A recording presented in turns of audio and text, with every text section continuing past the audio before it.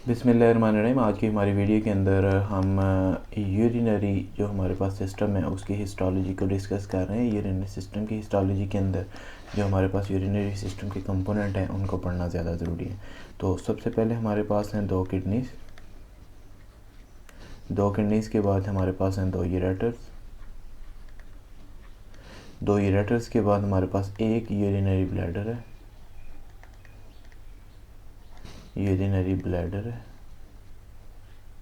एक urinary bladder के बाद हमारे पास जो है ना वो एक यूरेथ्रा है। जो हमारे पास दो किडनीज़ हैं इनका जो मेन फंक्शन ये है कि ये फ्लूइड को रेगुलेट और इलेक्ट्रोलाइट को बैलेंस करती हैं। इसके अलावा ये बॉडी के अंदर से जो एक्सक्रीशन है उसको यूरिन के ज़रिए निकालती हैं। इसके अलावा डिफरेंट जो वेस्ट प्रोडक्ट्स होते हैं हमारे पास बॉडी के अंदर उनको यूरिन के ज़रिए निकालती हैं। इनका जो अदर मेन फंक्शन है वो ये है कि ये रीनिन की प्रोडक्शन करवाती हैं। इसके अलावा एरिथ्रोपोइटिन जो हार्मोन है उसकी प्रोडक्शन करवाएंगी। तो किडनी जो हैं उनके अंदर बेसिकली यूरिनरी फेरस ट्यूब्यूल्स होती हैं। यूरिनरी फेरस ट्यूब्यूल से मिलके हमारे पास किडनीज़ बनती हैं। और जो हमारे पास यूरिनरी फेरस ट्यूब्यूल्स हैं वो बेसिकली दो इंपॉर्टेंट कंपोनेंट से मिलके बनी होती हैं। एक हमारे पास नेफ्रॉन होता है और दूसरा हमारे पास कलेक्टिंग डक्ट्स होती हैं। तो जैसा कि हमने पहले यहाँ पे देखा है कि जो हमारे पास किडनीज़ हैं वो यूरिनरी फेरस ट्यूब्यूल से मिलके बनी होती हैं। तो यूरिनरी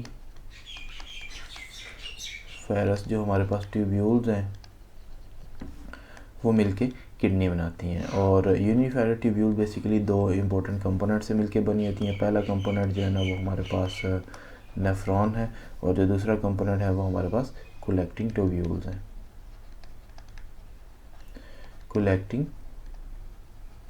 हैं।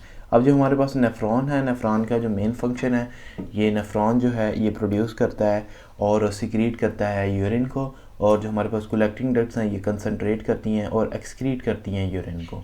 उसके बाद हम पढ़ेंगे what is the nephron. Nephron जो है बेसिकली स्ट्रक्चरल फंक्शन यूनिट है हमारे पास किडनीज़ का। और नेफ्रॉन जो है वो बना होता है तीन इंपॉर्टेंट स्ट्रक्चर्स का। सबसे पहले इसके अंदर आएंगे लूप हैंडले के बाद जो सेकंड स्ट्रक्चर है वो हमारे पास जो है ना वो कन्वोलेटेड ट्यूब्यूल्स हैं। कन्वोलेटेड ट्यूब्यूल्स के अंदर हमारे पास दो टाइप की कन्वोलेटेड ट्यूब्यूल्स हैं। एक हमारे पास डिस्टल कन्वोलेटेड ट्यूब्यूल है और दूसरी हमारे पास प्रॉक्सिमल कन्वोलेटेड ट्यूब्यूल है। उसके बाद हमारे पास जो थर्ड इंपॉर्टेंट कंपोनेंट आएगा वह है हमारे पास रीनल कार्पसल।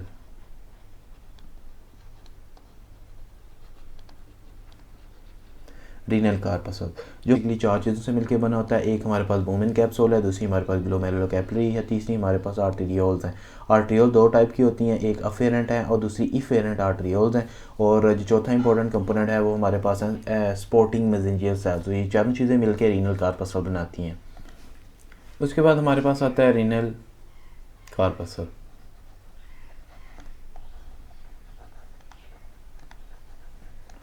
जो हमारे पास रीनल कार्पसल है तो ईच रीनल कार्पसल जो है जैसा कि हमने पहले डिस्कस किया वो चार इंपॉर्टेंट कंपोनेंट से मिलके बना होता है।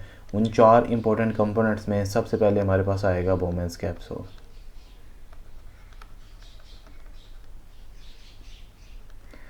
बोमेन्स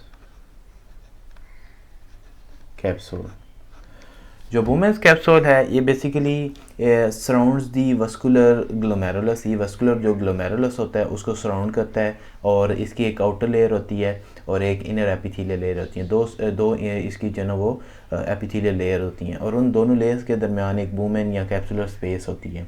जो इंटरनल लेयर है वो बेसिकली लाइंड होती है विद सिंपल स्क्वामस एपिथेलियम और जो हमारे पास इनर एपिथेलियम है वो लाइंड होती है विद दी विसरल एपिथेलियम। जो हमारे पास इनर लेयर है वो लाइंड होती है विद दी पोडोसाइट।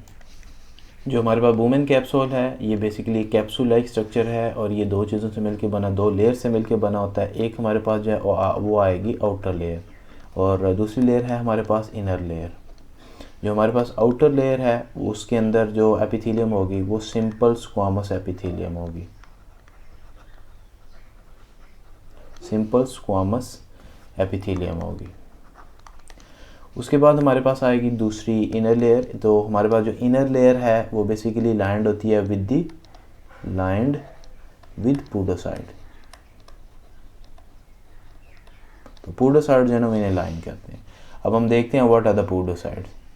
तो जो हमारे पास पोडोसाइट्स हैं ये लाइन करते हैं visceral layer of the Bowman capsule. Each cell contain the nucleus, cell organelle, the cellular inclusion. पूडोसाइट्स हम इसलिए कहते हैं क्योंकि इन सेल्स के जो है ना वो स्पेसिफिक प्रोसेसेस होते हैं जिनको हम फीड कहते हैं, और उन फीड लाइक प्रोसेसेस की को हम पूडोस कहते हैं, और इसलिए इन सेल्स को हम पूडोसाइट कहते हैं। एक जो पूडोसाइट है वो outer surface of the glomerular blood capillaries के साथ जो है ना वो अटैच होता है बाय द मेजर और माइनर प्रोसेसेस या फ्लूइड्स के साथ। जो बेसमेंट मेम्ब्रेन होती है पूडोसाइट्स की और कैपिलरी एंडोथीलियम की, वो एक दूसरे के साथ फ्यूज़ होती हैं और थिक कंटिन्यूस बेसल लैमिना बनाती हैं। तो अगर हम एक बूमेन कैप्सूल की स्ट्रक्चर को ड्रा करें तो ये हमारे पास आएगा एक बूमेन कैप्सूल।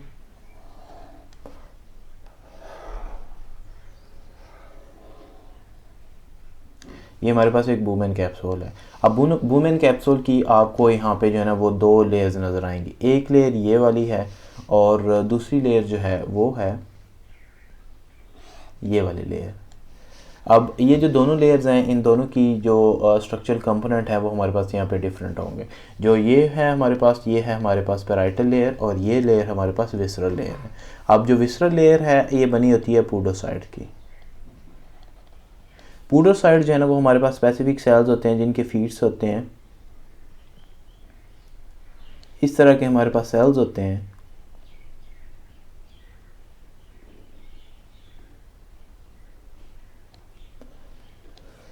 और इनकी जो ये वाली साइड है इसके ऊपर जो है ना वो डिफरेंट अपेंडेजेस होती हैं।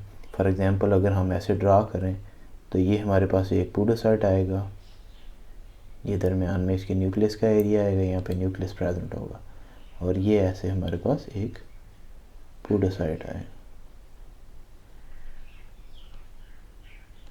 ये हमारे पास ये टिपिकल स्ट्रक्चर होगी एक पूडोसाइट की।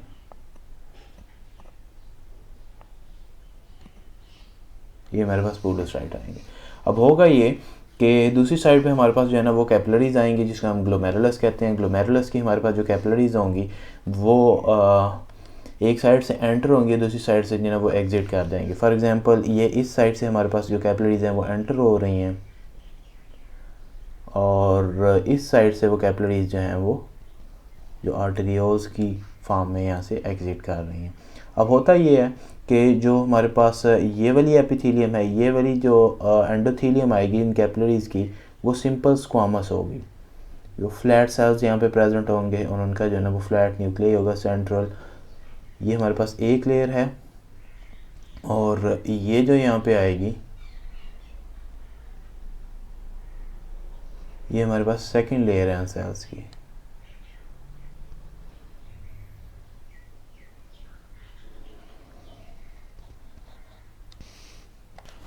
तो जो हमारे पास पूडोसाइट्स हैं ये बेसिकली विसरल लेयर, ये वाली जो हमारे पास विसरल लेयर है इसके ऊपर प्रेजेंट होंगे क्या बूमेन कैप्सूल के अंदर, और एक जो हमारे पास पूडोसाइट होगा उसके अंदर एक न्यूक्लियस होगा। इसके अलावा सारे ऑर्गेनेल्स उसके अंदर प्रेजेंट होंगे।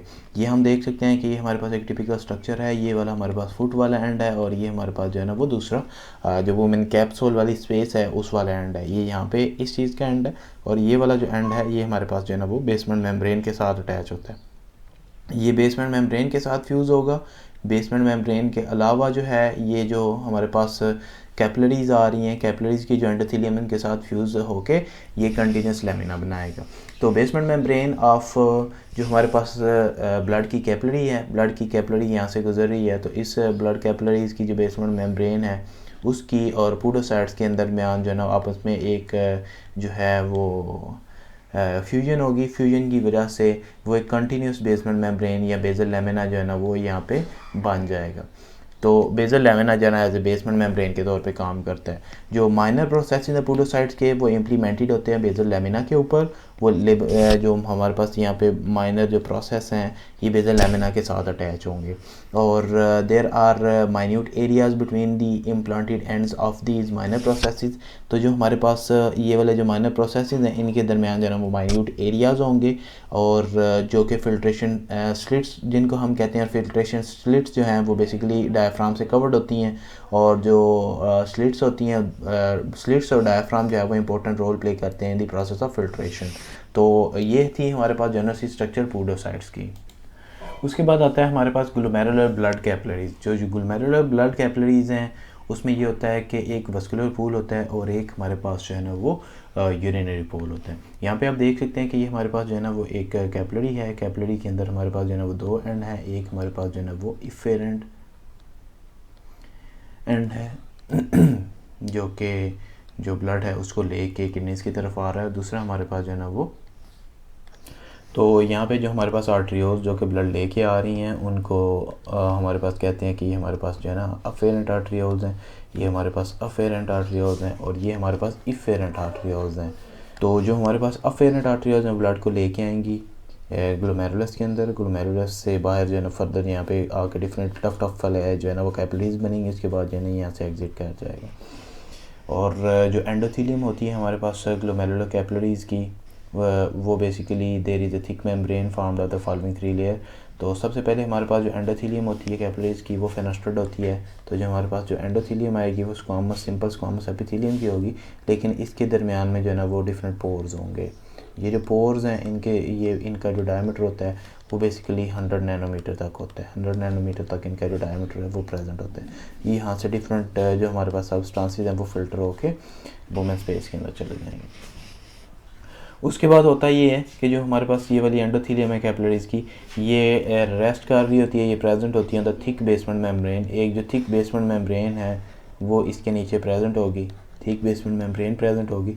और ये जो थिक बेसमेंट मेम्ब्रेन है इसकी बेसिकली जो है ना वो 3 लेयर्स होती हैं, 1, 2 और 3। इसकी जो है ना वो 3 लेयर्स होंगी, ये 3 लेयर से मिलकर बनी होती है।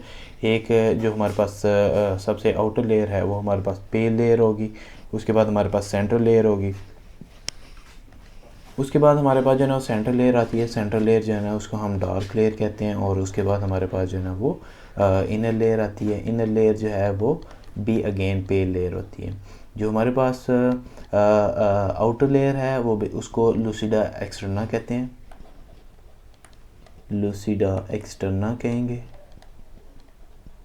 जो हमारे पास डार्कर लेयर है जो कि सेंट्रल लेयर है उसको जो है ना वो लेमिना डेंसा कहते हैं,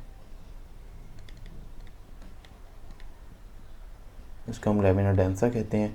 और जो इनर मोस्ट लेयर है उसको हम लूसिडा इंटरना कहते हैं, लूसिडा इंटरना कहते हैं। तो ये हमारे पास 3 बेसमेंट मेम्ब्रेन की 3 लेयर्स हैं।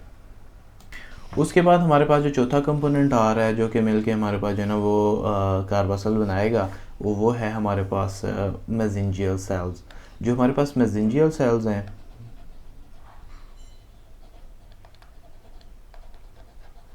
जो मेसेंजियल सेल्स हैं ये basically surface of glomerular blood capillaries के साथ अटैच होते हैं और ये ब्रांच्ड सेल्स होते हैं। इनका बेसोफिलिक साइटोप्लाज्मिक साइटोप्लाज्म होता है जिसके अंदर लार्ज अमाउंट में लाइसोसोम्स और central darkly stained nuclear present होता है। जो हमारे पास मेसेंजियल सेल्स हैं इनके जो मेन फंक्शंस हैं वो ये है कि ये फैगोसाइटोज करते हैं डिस्ट्रिक्टेड आउट जो हमारे पास बेसमेंट मेम्ब्रेन है ये फैगोसाइटोज करते हैं, फैगोसाइटोज करते हैं बेसमेंट मेम्ब्रेन को ये डाइजेस्ट करेंगे, ओल्ड बेसमेंट मेम्ब्रेन को ये डाइजेस्ट करते हैं। इसके अलावा कुछ जो हमारे पास फॉरेन ऑर्गेनिजम्स हैं, जो फॉरेन ऑर्गेनिजम्स हैं उनको ये डाइजेस्ट करेगा। और डिफरेंट जो हमारे पास फॉरेन ऑर्गेनिजम्स हैं अगर वो भी हमारे पास जो है ना वो उसमें आ जाएंगे तो उसको भी जो है ना वो इंगल्फ कर लेंगे। इसके अलावा ये प्रेजेंट होती हैं इन कैपिलरीज ल्यूमेन के अंदर और इंटर कैपिलरी स्पेसिस के अंदर। ये इनका जो अनदर इम्पोर्टेंट फंक्शन है ये फाइब्रोनेक्टिन सिक्रीट करते हैं। फाइब्रोनेक्टिन जो सब्सटेंस है वो सिक्रीट करते हैं जो कि ग्लोमेरुलर बेसमेंट में जो मेम्ब्रेन है, जो हमारे पास बेसमेंट मेम्ब्रेन है उसके रीन्यूअल के लिए बहुत ज़्यादा इम्पोर्टेंट है। और उसके अलावा ये हार्मोन सिक्रीट करते हैं, डिफरेंट हार्मोन सिक्रीट करते हैं जो कि एल्डोस्टेरोन की सिक्रीशन को इंक्रीज़ और रेगुलेट करते हैं। और एल्डोस्टेरोन इन रिटर्न जो है वो ब्लड प्रेशर को रेगुलेट करता है similar to JG cells. Okay, तो नेक्स्ट है हमारे पास renal blood barrier. Renal blood barrier ये वो वाला बैरियर है जो कि हमारे पास जो अफेरेंट आर्टरियोल्स आ रही हैं और फर्दर वो आके जो है ना वो रीनल आर्टरियोल वो कैपिलरीज के अंदर डिवाइड हो जाएंगी। इन कैपिलरीज से एक के अंदर जो ब्लड है उसको यूरिन से सेपरेट करते हैं। तो ये हमारे पास जो स्ट्रक्चर आएगी ऐसी, तो ये वाली जो हमारे पास स्ट्रक्चर है ये हमारे पास वुमेन कैप्सूल है। अब यहाँ पे अगर हम इस स्ट्रक्चर को देखें तो ये हमारे पास है रीनल कैपिलरीज़ की, जो ये हमारे पास है अफेरेंट आर्टरियोल्स, ये हमारे पास है इफेरेंट आर्टरियोल्स, ये हमारे पास कैपिलरीज़ हैं, और ये हमारे पास वुमेन कैप्सूल है। ये वुमेन कैप्सूल की हमारे पास विसरल लेयर है, और ये वाली इस पे हमारे पास जो है ना वो पेराइटल लेयर है। अब विसरल लेयर के ऊपर जो है ना वो पूडोसाइट्स प्रेजेंट होंगे। पूडोसाइट जो है ना वो बेसिकली इनके फुट लाइक प्रोसेसेस होते हैं, इसलिए हम उनको जो है ना वो पूडोसाइट कहते हैं। तो वो यहाँ पे प्रेजेंट होंगे, और ये बेसिकली रेस्ट कर रहे होते हैं ऑन ए बेसमेंट मेम्ब्रेन। इनके दरमियान में एक बेसमेंट मेम्ब्रेन होगी जो कि नॉन फेनेस्टेड होगी, लेकिन जो एपिथेलियम होती है कैपिलरीज की, उनके दरमियान उनके जो सिंपल स्क्वामस जो सेल्स हैं उनके दरमियान जो है ना वो स्लिट्स होंगी, उनके दरमियान में स्पेसेस होंगी, और जहाँ से जो फिल्ट्रेट है वो यहाँ पे फिल्टर होगा। तो जो हमारे पास रीनल ब्लड बैरियर है, रीनल ब्लड बैरियर जो हमारे पास आ रहा है, रीनल ब्लड बैरियर के अंदर जो कंपोनेंट है ना वो नंबर 1 इसमें फेनेस्टर्ड हमारे पास सिंपल स्क्वामस सेल जो होते हैं ग्लोमेरुलर ब्लड कैपिलरीज के, उनसे मिलकर बना होता है। तो सबसे पहले जो इसका कंपोनेंट होगा वो हमारे पास कैपिलरीज की सिंपल स्क्वामस सेल की जो है ना वो एक लेयर होगी, और उसके बाद हमारे पास जो है ना वो एक नॉन फेनेस्टर्ड थिक बेसल लैमिना होगा। सबसे पहले अगर हम देखें तो यहाँ पे हमारे पास जो है ना वो कैपिलरी एंडोथीलियम की एक लेयर होगी, कैपिलरी एंडोथीलियम की एक लेयर होगी जो कि फेनेस्टर्ड होगी, जिसके दरमियान में डिफरेंट स्पेसीज जो है ना वो प्रेजेंट होंगी, और उन स्पेसीज़ को हम जो है ना वो पिट्स कहेंगे। यहाँ से ये जो है ना यहाँ पे कुछ स्पेसीज़ हैं, दरमियान में कुछ सुराख हैं, कुछ होल्स हैं जो कि यहाँ पे प्रेजेंट होते हैं। उसके बाद जो हमारे पास सेकंड लेयर होगी वो हमारे पास होगी बेसल लैमिना की। बेसल लैमिना की जैसे हमने पढ़ा कि 3 लेयर्स होती हैं। बेसल लैमिना जो है ना वो थिक होती है, और इसके अंदर जो है ना वो फेनेस्ट्रेशन जो है वो एब्सेंट होती हैं। उसके बाद हमारे पास जो है ना वो यहाँ पे कुछ पूडोसाइट्स आएंगे,